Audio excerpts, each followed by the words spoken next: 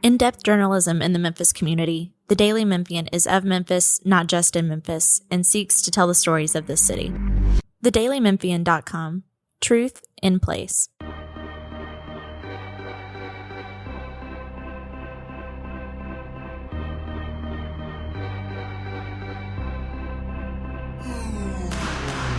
Welcome back to another edition of the Daily Memphian's Memphis Grizzlies podcast. This is your host, Grizzlies beat writer Drew Hill, joined as always by columnist Chris Herrington.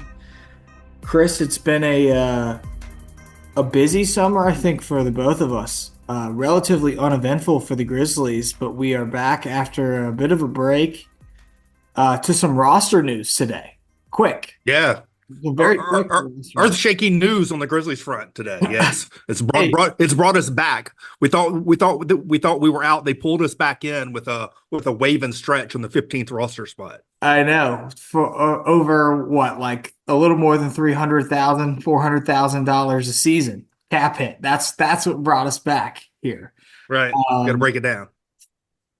Mamadi Diakite. Is that correct? I think it's close enough considering this is the last podcast we will have to say it. Yeah. Yeah. Anyway, not going to be a Memphis Grizzly, was briefly a Memphis Grizzly, part of the Zaire Williams trade that sent him to Brooklyn. I think that this is not like earth-shattering news. Nothing really comes as a surprise. I think as we discussed, like all the Luke Kennard stuff and the Zaire Williams stuff, like it made sense that they might want to have an open roster spot going into next year. And so all of this sort of culminates in this decision to stretch and waive him. Yeah, I mean, it is somewhat unusual for the Grizzlies to go into camp with fewer than 15 players on a 15-man roster. In recent years, they've tended to go in with too many and having to cut before the season started.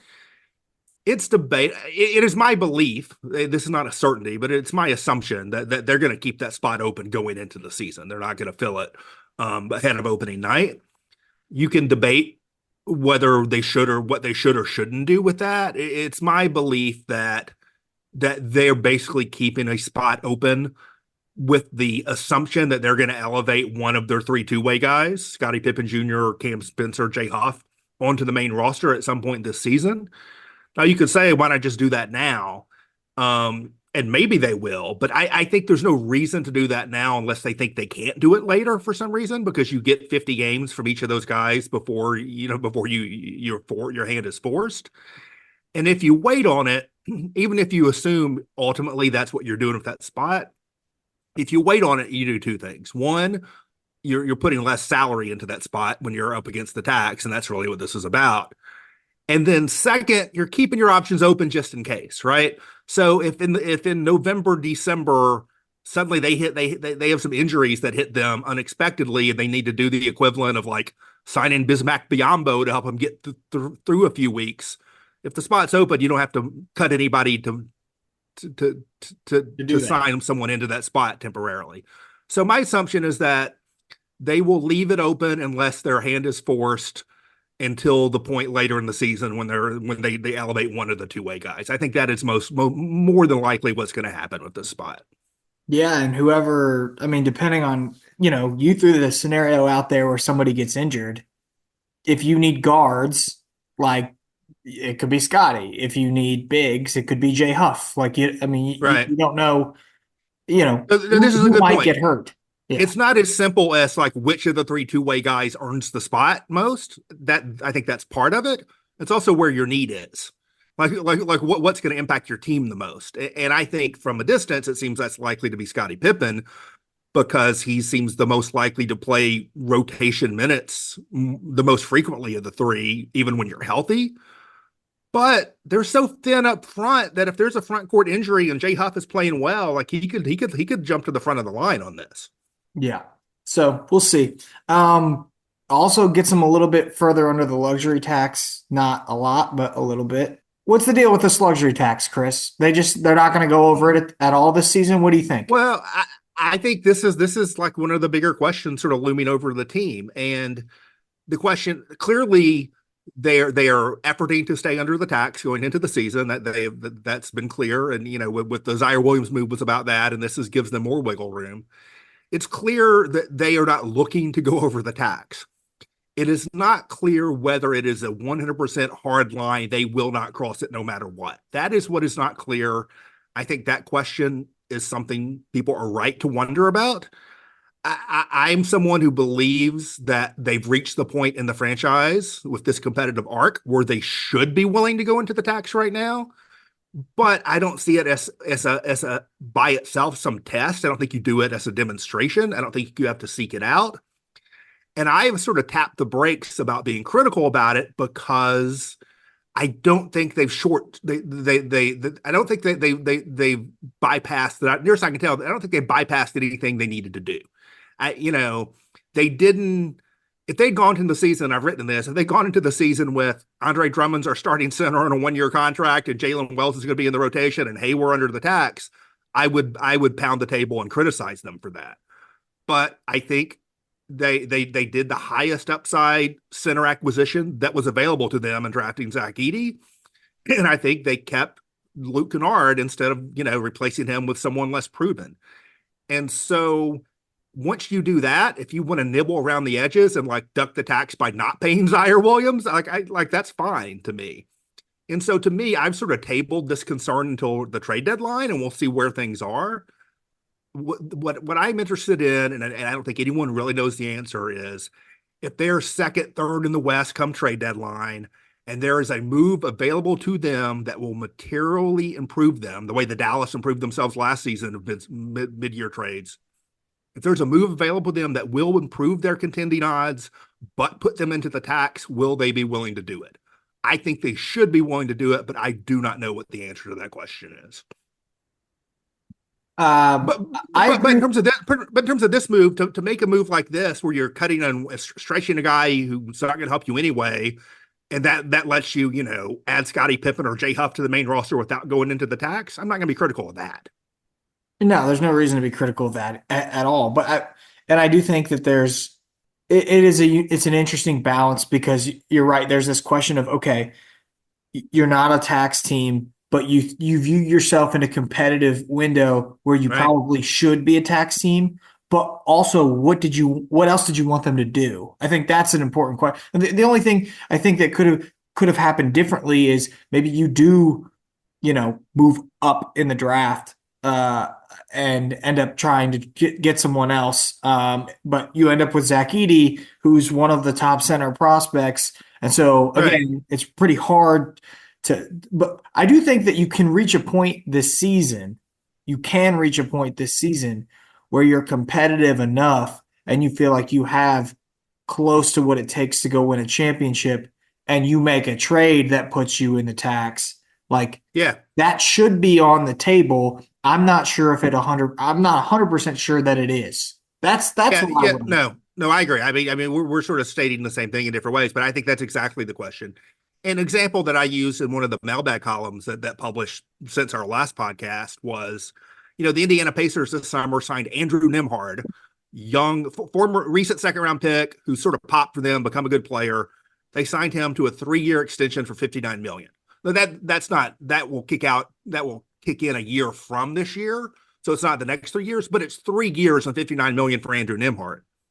The Grizzlies have Gigi Jackson and Vince Williams Jr. over the next 3 seasons for combined $17 million. And so it's moves like that have enabled them to stay under the tax with a team that looks like it's got a chance to really compete. And so that's good work. That's good work if you can do it. That's a pat on the back kind of stuff. And so that's why I am not critical yet of them not going into the tax. I don't think they need to seek that out. I don't think that's a button you have to put on and look at us, we're in the tax. But to your point, to the point we've both been making, I think there may come a time where that is a test. I don't think it's been a test yet, but I think it may become a test, and I think it's something to look for. By the way, mid-podcast here, we just got an email from the team announcing the fall event schedule, and there will be an open practice for the Memphis Grizzlies on October the 6th from 11 a.m. to 1 p.m. at FedEx Forum. So there will be So, an open practice for the team. so we're doing media day in Memphis, and we're going to Nashville for training camp. We're coming back to Memphis for the open practice. That's the way this is going down. Yes. I mean, the training camp in Nashville, that was a curveball. That Yeah. was a bit of a curveball. But it sounds like they just don't have access to the practice gym at that time. So this isn't the first time that they've done it, outside of town. I believe they did it in California a couple times, right? I You're the think Grizzlies that's were right. They've scoring. also done it in Birmingham, but that was in the more distant past. That's happened too. So yes, this is not a brand new thing. Um, Before we move on, like I do want to ask you that question. Like you said you can't be angry about I guess them not being in the tax because you can't really point to anything that they could have gone differently. Well, the collective listening you can feel however they want to feel. But for me personally, I feel like they've successfully navigated around it in a way that I don't question yet. I know, but if they were to force it, how could they have forced it? Well, That's we don't do they you know? well they could have signed someone. I mean, they could sign someone right now. They still have exceptions, trade exceptions and free agency exceptions. They could go sign somebody for $3-4 million and like have a better 15th guy on the end of the roster.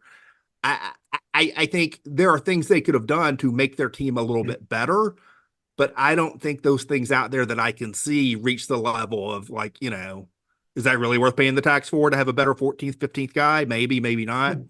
The question would be: were there trades out there that they bypassed for financial reasons? And I have no evidence that that's the case. It could be, but there's been no reporting that that's the case. I don't know anything about that being the case. I mean, it was reported this summer that when Mikal Bridges became available again, they made an offer. That offer wasn't going to come through. He went to the Knicks. That's where he wanted to go. If that had gone through, would that have put them into the tax? Maybe, maybe not. You have to match salaries in a trade. There was some reporting that I don't think either of us could independently verify, but there was some minor reporting out there that the Grizzlies at least made some phone calls about Jared Allen. If that had come through, would that have put them in the tax? Again, maybe, maybe not. You got to match salaries. If Marcus Smart's going out in one of these trades, maybe you're still under the tax. But I think we know that they have been aggressive we know they made an offer for Kevin Durant a couple years ago. We know that they have made offers for major deals that haven't come through. So they have been on the lookout for major deals. And that's the kind of thing that tells me that for the right impact, they'll be willing to do it. But we don't know that's the case until it happens. Right. I think yeah, you nailed it right there.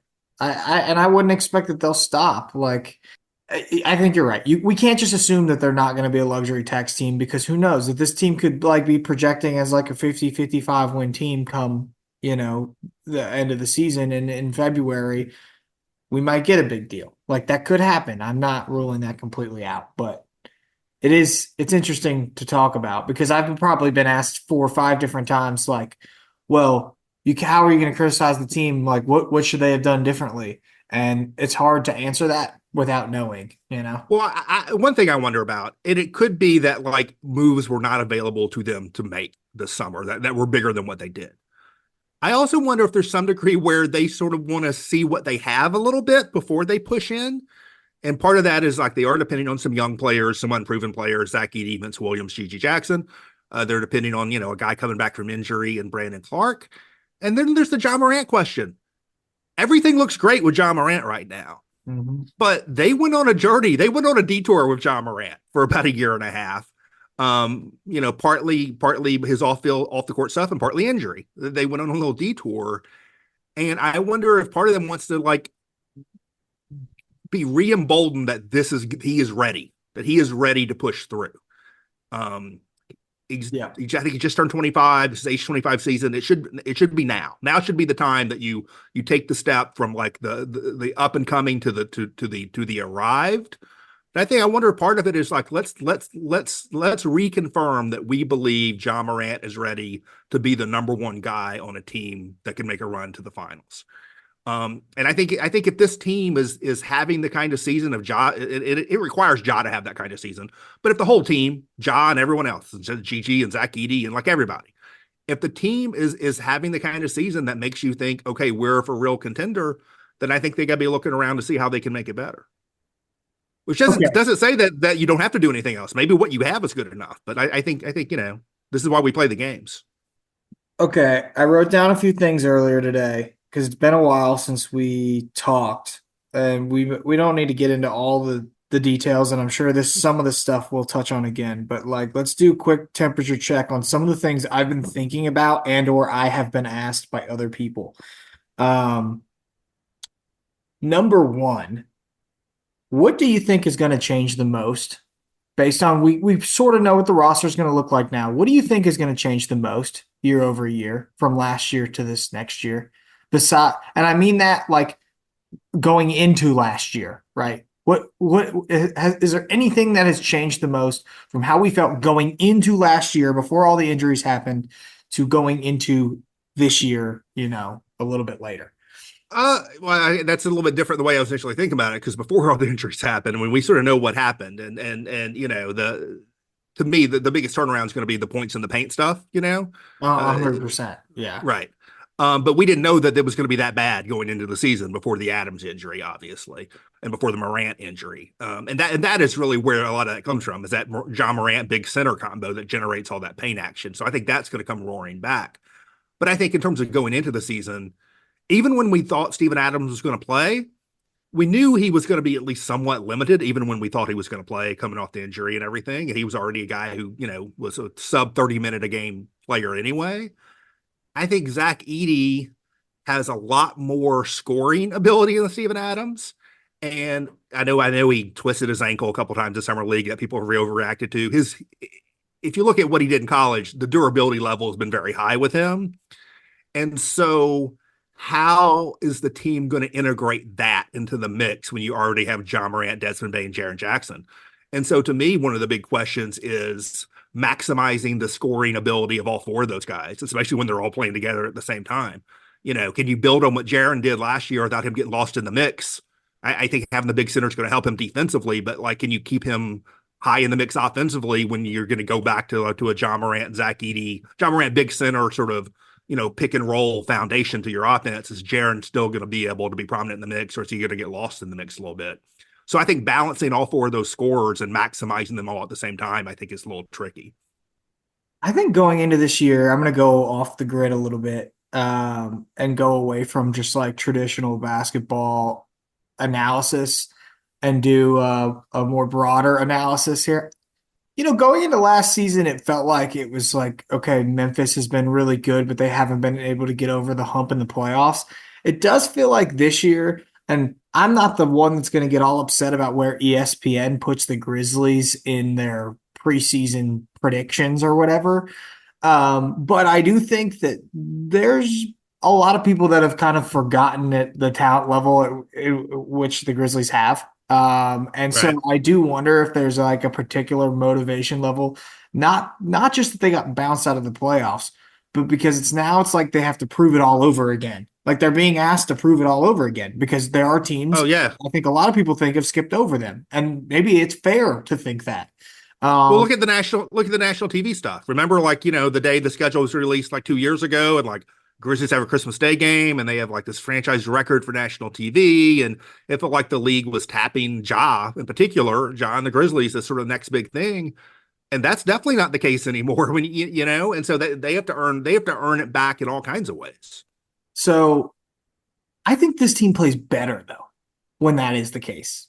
Like I thought that this team had a little bit more juice, a little bit more fire when that was the case. Um, and it may actually work to their advantage. And I do think You, I mean that's away from basketball. Like I do think they're going to have a good team, and strategically a lot of the things that we imagined going into last season are again going to happen this year outside of the Edie stuff that you mentioned. But I do think that's not nothing. That's not a nothing thing. well, remember when they broke through, I guess 3 years ago, however you count it, the year that they won 56 and jumped up to second in the West. That was the We Hear Grizzlies, right? That was the culmination of the ESPN game. Desmond Bane, give me one word, and he said, "I'll give you two." We hear, I think there's a chance that the sequel is We Back, right? You can go from the We Hear Yeah. energy to the We Back energy, and so I think that's what you have to be open for, and that's what you have to be pursuing. What do you think severely hinders the Grizzlies' chances of winning a title this season? if anything? That's a good question. I mean, I think it's not clear that Ja can be a true number one guy on a title team player. And I think the Celtics kind of broke through. Tatum is not quite that guy either, but they got so many of them, right? And so the question is either can Ja be at that Luka kind of level? And Luka hasn't done it either, but got to the finals. Can Ja be at that Luka kind of level, or can the Grizzlies be good enough 1-5, 1-6, 1-7 to be more like that Boston team, right? So I think that the highest level talent, whether the highest level talent is high enough to actually get to the finals, compete for a title, I think is very much an open question. And I think part of that question with Ja is not just his game, but it's also the durability question. I guess I asked this question because I've been forced for a number of different things I've been working on to think about big picture a lot, and I just don't feel like there's one specific thing outside of maybe shooting. And we Yeah, talked a lot about like this half court offense and the struggles that they've had. And I do think that I'm buying the assessment that Edie and his ability to score on his own from the post. Like he doesn't create the shots for himself, but once he has the ball in the post, he does create the shots for himself from that right. position.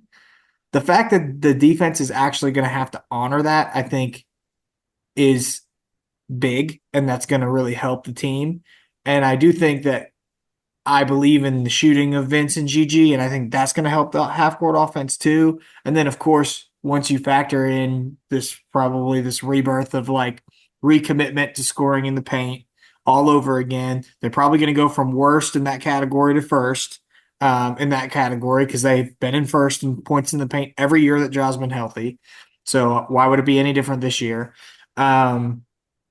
I think they really have everything that they need, but you're right. It's like, is their highest level of talent good enough? I don't think there's any one specific statistic or area that is so glaringly obvious that it's going to hold them back from getting there. I think the only thing I still don't know how they're going to use their bigs, like because you're not going to have. I think Jaren's going to play a lot of minutes.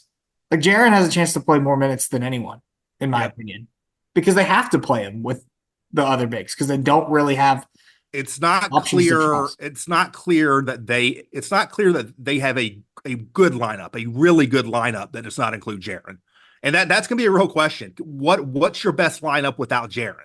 What can thrive because everything's going to work with Jaren, but what's going to thrive without Jaren? Is it a Zach Edey, Santi Aldama lineup? Is it a Brandon Clark, Santi Aldama? Is it a Zach Edey with small ball around him and Gigi at the 4? I mean, it could be that, but it's not clear what it is. I think that's the closest thing, but I don't know Yeah. if I can trust that defensively to Yeah. hold up. Like that was what was getting 100%. pounded into Gigi's head the whole time in summer league was like you have to rebound and you have to play defense. Like we know you can go score, and we know you're a good shooter, but you've got to prove to us that you can do those two things. And like I don't trust that Aldama and Edie is going to hold up defensively yet. Right. I just don't trust Yep. that. And I don't trust. I mean, Brandon Clark and Aldama theoretically works, but I know Santi's 7 feet tall, but he doesn't play like he's 7 feet tall. So I Right. don't know if I trust that line. So There's a lot of what, questions there in the front court, I think. why we're talking about the biggest questions going into the next season? Who is the Grizzlies player that has not been mentioned on this podcast?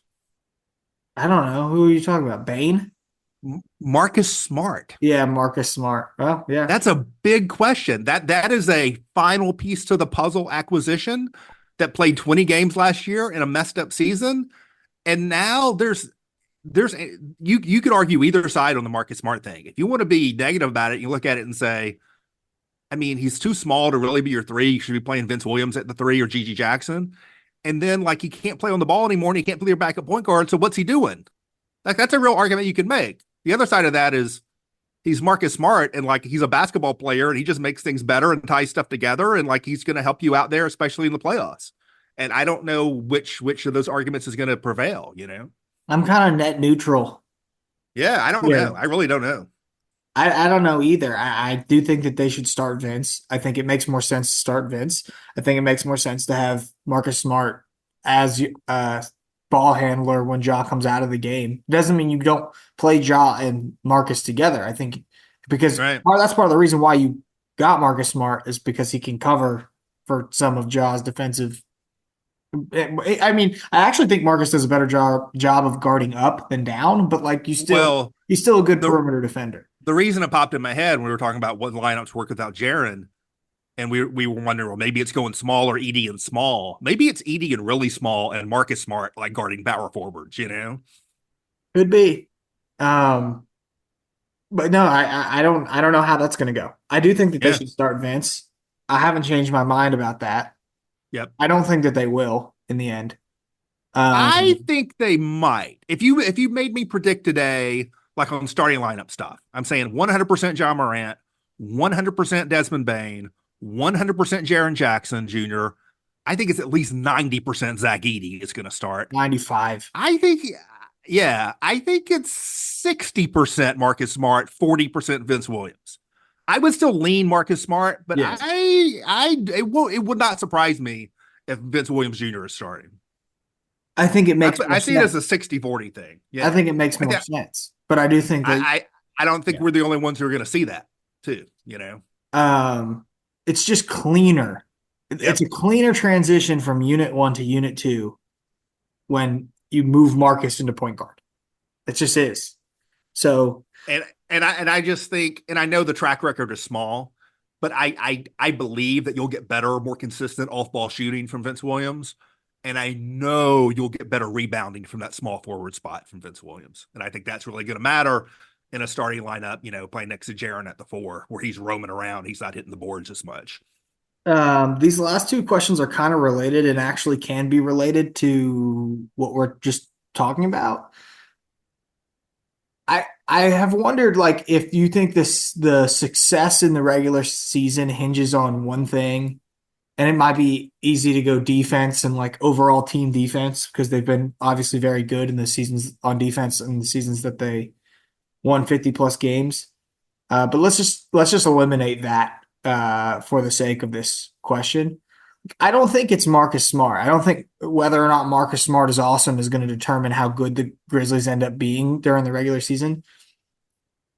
I I think it's going to be how successful they are at getting back to being just total beasts at scoring inside the way that they have been. Yeah. So we all saw the Ja and Edie videos of them working out together online. Those spread pretty quickly. I like the more I think about it, I really like that combination. And obviously it worked well with Steven Adams, but I think there are reasons to believe that it's going to work even better with Edie, just because I think that Edie's ability to kind of shoot within the free throw line is a plus and a positive here. And I also do think that there's now an opportunity where if Ja goes to the basket and he just leaves a pass behind, the opportunity that or the chances of Zach Edey finishing a play at the rim is going to be higher than Steven Adams was. So I Yeah. really think Yeah. that I that's agree. going to be a combination that's going to work really well. And I'm not sure what you're giving up outside of maybe a small advantage of rebounding that Adams has in terms of grabbing all of those Ja Morant misses. But I'm Well, really confident in that combination. Well, related to that, not only is Edie going to be a better finisher, on those drop offs, he's going to finish on his own offensive rebounds more. Steven Adams was the best offensive rebounder in the league, but Steven Adams was not a great finisher, even off his own offensive boards. There was a lot of get the offensive board and kick it out kind of stuff. I think Zach Edey's going to turn those. He may get fewer offensive rebounds, but he'll turn a higher percentage of them into points immediately. And so, yeah, I think the Ja Edey dynamic is going to be great. I think this is the definition of good problem. But I'll go back to what I said earlier. I think it's trying to find the right balance over the course of 48 minutes to make sure that Jaron doesn't get lost in the mix. That you can maximize all the talent you have. Because you got a lot of guys, Gigi who likes to get up shots, right? And you need to develop as a scorer. You got a lot of mouths to feed out there, and so devising your offense and managing your rotations to maximize everybody and keep everybody involved, I think is a good challenge, but it's going to be a bit of a challenge. So who do you think's the most important two-man lineup on the team? The most, what was important and most important. Who do you think, like, as a combination? What's the most important combination? Oh, two-man lineup. I heard lineup on the I heard Grizzlies. two-way for some reason. I That's think a it's good John question. Edey. Yeah, no, it could be John Edey. Yeah, that could be right. They really tied Ja and Steven Adams together a lot. I'll be interested to see how much that's the case with John Edey, or do you separate them out more because you can dump the ball into Edey on second units, when Ja's off the court, to get a bucket. Part of my instinct was Jaren and Vince, and maybe this is sort of my own biases coming, but I think those two guys together are going to help you so much on both ends of the floor and are going to work with almost no matter what other three players you throw out there. I mean, that's what I'm looking at. Yeah, that's a good one too. This kind of relates to the question I want to get to last, but I just think that Ja and Edey from an offensive perspective, not only do they help your offensive problems that you've been having over the last, 2 seasons, I think that they are if scoring in the paint is your biggest strength and the thing that you do the best, then you need the two players that are going to score in the paint the most to be the best. So, yeah. But defensively, I think you could argue, like, if Edey allows Jaren to be the Jaren that we saw when he won Defensive Player of the Year, you could argue that this could even be Edey and Jaren, possibly. Yeah, no, that's an interesting thing. Jaren thing is just really interesting to me. Jaren's always interesting to me. He's been interesting to me from day one because his game is so versatile. But it's been this sort of like, whack-a-mole thing where it's like you haven't had like all the levels raised all at the same time. And maybe you just never will. Maybe that's just too much of an ask. And so to me, we've seen him excel at just about everything at one time or another, but it's sort of been different season to season.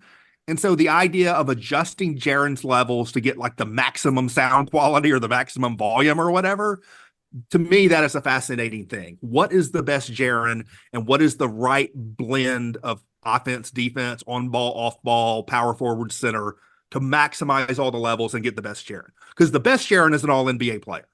As good as he's been defensive player of the year, he's been all-star. We haven't seen, I think we still haven't seen the best possible version of him. Okay, quickly. Who plays the most minutes a game? Is it Jaren? It's probably Jaren just because of the front court mix. And I think some of the injury stuff. Jaren's, I know he's had injury stuff too, but you look at him last year, I think the durability's been pretty good with him. I almost feel better about him durability-wise than I do Ja and Desmond right now. Mm-hmm. And so I think it's probably Jaren. I think a sleeper here is Vince Williams.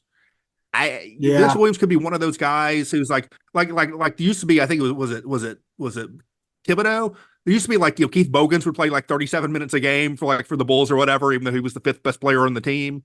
I could see Vince Williams being one of those kind of guys. He played a lot of minutes last year for Taylor Jenkins. Taylor seemed to always want Vince Williams out on the floor. Yeah, he's a good sleeper pick, but I would go with Jaren, I think, there. Again, just because he can play with any combination in the front court, and there's not a ton that work. Okay, last thing. We'll get out of here. We're limited on time here today. Obviously the West is really competitive. And as we've seen, the predictions are kind of all over the place in terms of where people think the Grizzlies might end up, which I do think is fair because a lot of the teams in the West have gotten good. But is there one thing in particular that gives you the most faith that the Grizzlies will indeed be good this year and win 50 games? Is there one aspect of the team in particular that just makes you feel most strongly about that?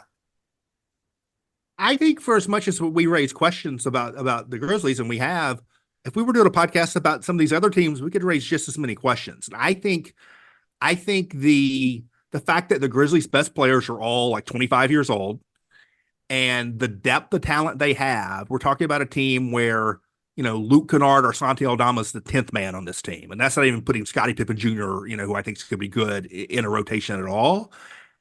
I think the Grizzlies sort of age of their core and the depth of their talent, not better than Oklahoma City maybe, but better than a lot of these teams. Like, a lot of people have Phoenix above the Grizzlies. Phoenix is a lot more thin. I think Denver has gotten very dicey with how thin their team is now. Minnesota's relying on a 37-year-old Mike Conley at point guard. I think the Grizzlies, it feels weird to say after the season they had last year, but I actually trust the stability of their roster not more than every team, because I don't trust it more than OKC, but more than most of the teams that are considered in the playoff mix in the West. Yes, I agree. I think that's a good point. I would say my reasoning is because I do think that they're going to be the top team in points in the paint. And they are going to be good on defense because they've proven that every year that they've been healthy. Both of those. Even last year, they were in the top half of the league in defense somehow. So I also keep going back to, do you remember, like, it was either just before the All-Star break or after the All-Star break, like when Memphis was healthy, the year they lost in the playoffs to the Lakers, like they played Denver and they beat the crap out of Denver. And they played Milwaukee and they beat the crap out of Milwaukee. And like those were the top teams in the league. And they're like, I know they've had some bad road swings and like they haven't been able to beat Boston like at all. But this is a team that is year in and year out highly competitive against the best teams in the league when they're healthy. And I think as long as they're healthy, they've shown it enough times that they're going to be good again. And for that reason, I think they're going to go worst to first in points in the paint. I think their defense is going to be good because it's anchored by Jaren. And as long as you've got Jaren and Marcus and Vince on the court together, the defense will be good. And I think they're going to win 50 games. Like I just feel confident in them getting to that mark simply because of who they're able to put on the court. And that to me is what I'm best about it. Yeah. That's a good point. I mean, I've sort of skirted around this question of like Ja and Jaren, and that's been an ongoing thing about maximizing them together. But the reality is, if Ja Morant's healthy, they're probably going to be a top 5 points in the paint team. And if Jaren is healthy, there's a good chance they're a top 5 defense. And if you're a top 5 points in the paint team and a top 5 defense, you're probably going to be pretty good. Or at least competitive against the good teams. Like it doesn't matter that the West is going to be really good. That may cause them to only win 48 games versus winning 52 games, but they're still going to be competitive against the best team. And that's what it takes to get into the playoffs. And so as long as those two guys are healthy, like I feel like they're going to be right there. And I understand the doubts, but because these teams have gotten good, like Minnesota undoubtedly good, Oklahoma City could be awesome. For sure. But I do think every game that the Grizzlies play against them, or most of the games, are going to be really competitive as long as Ja and Jaren are on the court. So we'll see what happens. That's going to do it for us this week. We'll be back soon. We're in the depths of the offseason right now, so we've got a ways to go before the season gets started. Beginning in October, we'll have training camp. And like I said, we got an announcement of an open practice. So I'm going to get all out of here, go right about that. And until next time, as always, thanks for listening.